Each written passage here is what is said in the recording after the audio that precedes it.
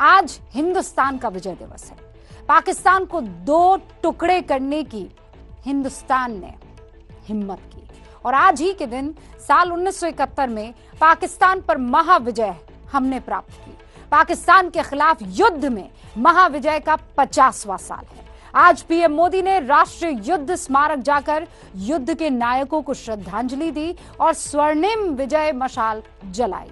देश के लिए जान न्यौछावर करने वाले वीर सपूतों को नमन करते हुए ये मशाल दिल्ली से ढाका तक जाएगी। विजय ज्वाला के साथ विजय गाथा बताती ये खास रिपोर्ट आपको देखनी चाहिए, वो भी फख्र से। 14 दिन, सिर्फ 14 दिन में हिंदुस्तानी सेना ने उस लड़ाई को खत्म किया था जिसकी शुरुआत पाकिस्तान ने की थी। और आज 49 साल के बाद उसी विजय को, दुश्मन को सिखाए सबक को, उस जज्बे को, उस पराक्रम की परंपरा को याद करने का दिन है जिन्होंने 1971 में विजय की एक नई शौर्य गाथा लिखी। विजय दिवस के मौके पर प्रधानमंत्री मोदी उसी वॉर मेमोरियल पहुंचे जिसे पिछले साल उन्होंने देश को समर्पित किया था।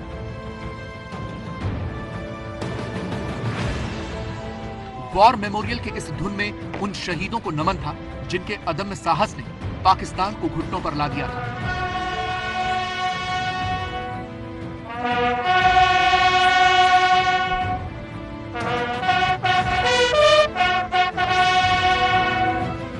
इस स्वर्णिम विजय मशाल को प्रज्वलित कर प्रधानमंत्री मोदी ने भारत पाकिस्तान युद्ध की 50वीं वर्षगांठ पर उन शूरवीरों को याद किया जिसने दुनिया का भूगोल हमेशा के लिए बदल दिया।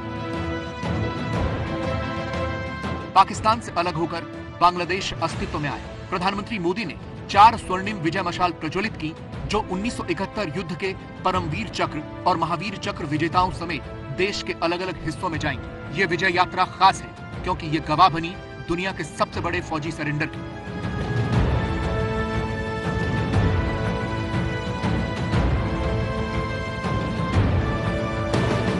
इस विजय यात्रा को करीब से जानने के लिए आपको आज विजय गाथा सुननी चाहिए जिसने पाकिस्तान के गुरूर को चकनाचूर कर दिया था।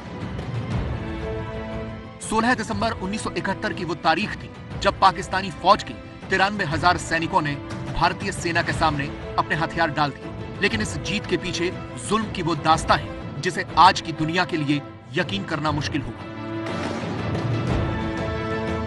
इस युद्ध के खात्मे तक 30 लाख निर्दोष बांग्लादेशी मारे गए थे, 3 लाख महिलाओं का बलात्कार हुआ और करीब 1 करोड़ शरणार्थियों ने भारत में शरण ली। As you know, the problem is not an Indo-Pakistan problem. The problem is between the military regime of West Pakistan and the people and the accepted elected representatives of the people of Bangladesh. जीत भले ही 16 दिसंबर को मिली थी लेकिन जंग के आसार उससे महीनों पहले बन चुके थे। वजह थी पूर्वी पाकिस्तान यानी पाकिस्तान का वो हिस्सा जो अब बांग्लादेश बन चुका है। पूर्वी पाकिस्तान में बंगबंधु के नाम से मशहूर नेता शेख मुजीबुर रहमान को 1970 के चुनाव में जबरदस्त जीत हासिल हुई थी। लेकिन पाकिस्तान के राष्ट्रपति जनरल याया खान ने मुजीबुर को पाकिस्तान की कमान सौंपने से इनकार कर दिया और फिर शुरू हुआ दमन का अंतहीन सिलसिला और विरोध की बुलंद होती आवाज। मुजीबुर रहमान ने 7 मार्च 1971 को पश्चिमी पाकिस्तान की हुकूमत के खिलाफ बिगुल फूंक दी और 2 हफ्ते बाद 25 मार्च 1971 को पाकिस्तानी फौज आंदोलनकारियों पर टूट पड़ी और इसी के बाद पाकिस्तानी फौज के जुल्म का शिकार पूर्वी पाकिस्तान के लोग भाग भाग कर भारत आने लगे। तब तत्कालीन प्रधानमंत्री इंदिरा गांधी ने कहा था कि इस मसले को सुलझाना होगा, भले जंग ही क्यों न करनी पड़े। A very strong Prime Minister and Mrs. Gandhi, who ranted and raved at me, said, "What are you doing about it? I've got so many refugees. What are you doing about it?" And I said, "Nothing. It's got nothing to do with me." And she said, "I want you to go in and take action." And I said, "Do you know what that means, Prime Minister?" And she said, "No." I said, "It means war." And she said, "I don't mind if there's war." So I said, "You say let there be war, there be war. Are you ready?" "I'm not ready. I'm not prepared. It is not the right time to go in. The monsoon will break very shortly. And the whole of East Pakistan will be a swamp. I will not be able to operate. The Air Force will not be able to operate.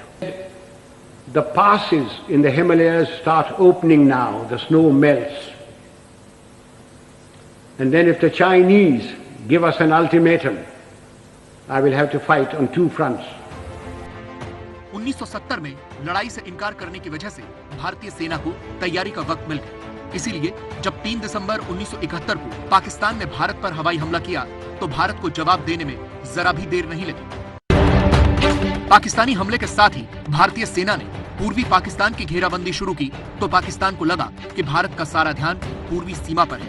इसलिए पाकिस्तान ने भारत की पश्चिमी सीमा को भेदने की रणनीति बनाई और इसी मकसद से जैसलमेर एयरबेस पर कब्जे का प्लान बनाया। लेकिन पाकिस्तान को यहीं पर कभी न भूलने वाला सबक मिला।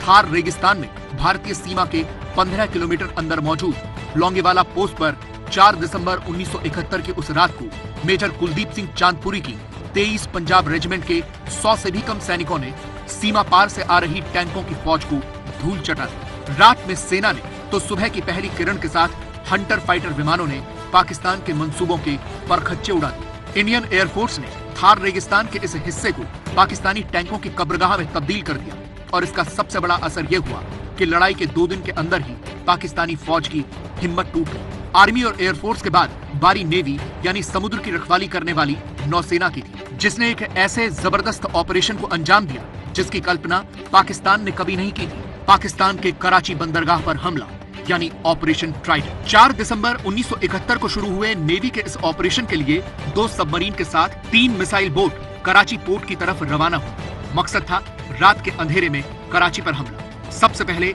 आईएनएस निर्घट ने पाकिस्तानी नौसैनिक बोट पीएनएस खैबर को निशाना बनाया। यह हमला इतना अचानक हुआ कि पाकिस्तान को यह समझ तक नहीं आया कि हमला कहां से हुआ है। आईएनएस निर्घट से निकली दूसरी मिसाइल ने पीएनएस खैबर को 2 टुकड़ों में तोड़ दिया। इसी दौरान कराची की तरफ बढ़ते हुए भारत की दूसरी मिसाइल बोट ने एक और पाकिस्तानी जहाज को निशाना बनाया। एक के बाद एक आधी रात को करीब एक और मिसाइल के हमले से पूरा बंदरगाह आग की लपटों से घिर गया। ऑपरेशन पूरा होते ही तीनों मिसाइल बोट उसी रात भारत की तरफ वापस रवाना हो गए।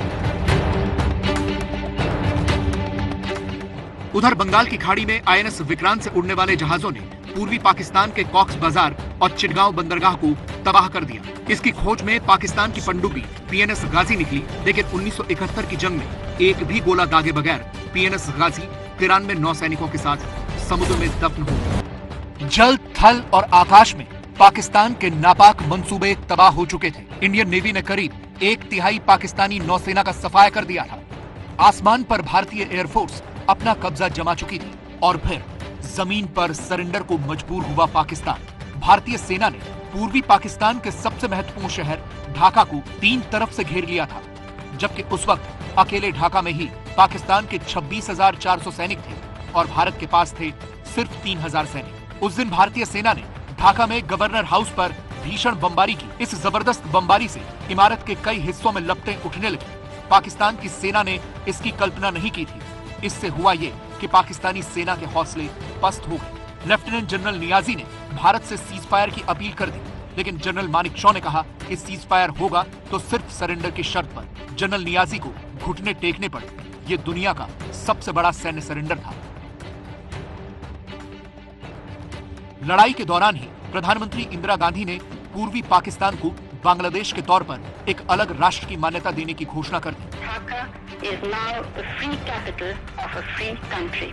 और तब से हर साल 16 दिसंबर को भारत विजय दिवस के तौर पर मनाता है, जिसकी मिसालें आने वाली कई सदियों तक दी जाती रहेंगी। और इन मशालों से 50 साल बाद शौर्य की ज्वाला देश के कोने कोने में जाएगी, ढाका तक पहुंचेगी और ठीक 1 साल बाद वापस यहीं दिल्ली लौटेगी। स्वर्णिम विजय मशाल को प्रज्वलित करते हुए माननीय प्रधानमंत्री। स्वर्णिम विजय मशाल फ्लेम ऑफ ग्लोरी यहां से चारों दिशाओं में भेजी जाएंगी। वॉर वेटरन्स, युद्ध के वयोवृद्ध विजेता इस मशाल को थामे हुए और प्रधानमंत्री स्वर्णिम विजय मशाल को प्रज्वलित करते हुए।